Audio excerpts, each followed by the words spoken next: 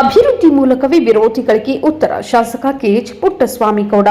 ಗೌರಿಬಿದನೂರು ತಾಲೂಕಿನ ಕೆಲ ಮುಖಂಡರು ಸಂತೆಯಲ್ಲಿ ನಿಂತು ಭಾಷಣ ಮಾಡುವ ರೀತಿಯಲ್ಲಿ ಮಾತನಾಡುತ್ತಿರುವುದು ಅವರ ರಾಜಕೀಯ ಅಧೋಗತಿಗೆ ಸಾಕ್ಷಿ ಎಂದು ತಮ್ಮ ರಾಜಕೀಯ ವಿರೋಧಿಗಳ ವಿರುದ್ಧ ಶಾಸಕ ಕೆಎಚ್ ಪುಟ್ಟಸ್ವಾಮಿಗೌಡರು ಟೀಕಾಪ್ರಹಾರ ನಡೆಸಿದರು.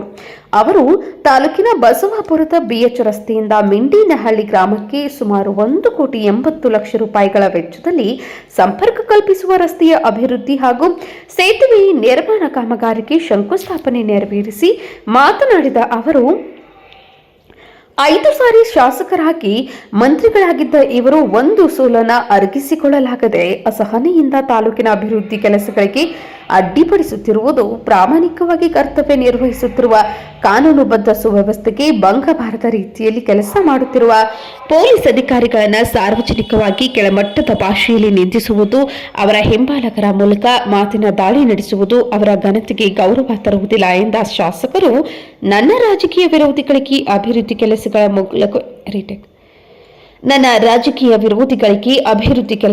ಮೂಲಕವೇ ಉತ್ತರ ನೀಡುತ್ತೇನೆ.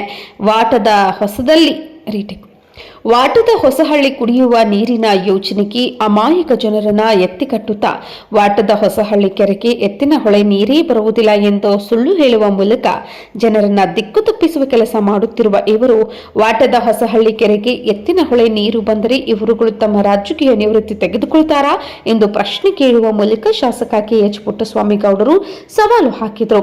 ಕೋಚಿಮುಲ್ ನಿರ್ದೇಶಕ ಜೆ ಕಾಂತರಾಜ್ ಅವರು ಮಾತನಾಡುತ್ತಾ, ಕಳೆದ 25 ವರ್ಷಗಳಿಂದ ಈ ಭಾಗದ 16 ಗ್ರಾಮಗಳ ಜನರು ಹಳ್ಳಕ್ಕೆ ಸೇತುವೆ ನಿರ್ಮಿಸಲು ಸಾಕಷ್ಟು ಬಾರಿ ಹಿಂದಿನ ಜನಪ್ರತಿನಿಧಿಗಳನ್ನ ಕೇಳಿಕೊಂಡರೂ ಕೂಡ ಪ್ರಯೋಜನವೂ ಆಗಲಿಲ್ಲ. ಇದೀಗ ಶಾಸಕರು ಜನರ 25 ವರ್ಷಗಳ ಬೇಡಿಕೆಯನ್ನ ನೆರವೇರಿಸಿದ್ದಾರೆ ಎಂದರು.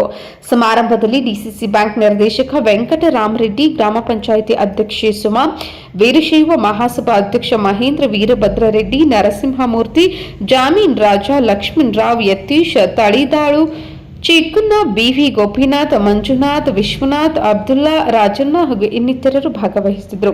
ಗೌರಿಬಿದನೂರು ವರದಿಗಾರರು ಧನಂಜಯ್.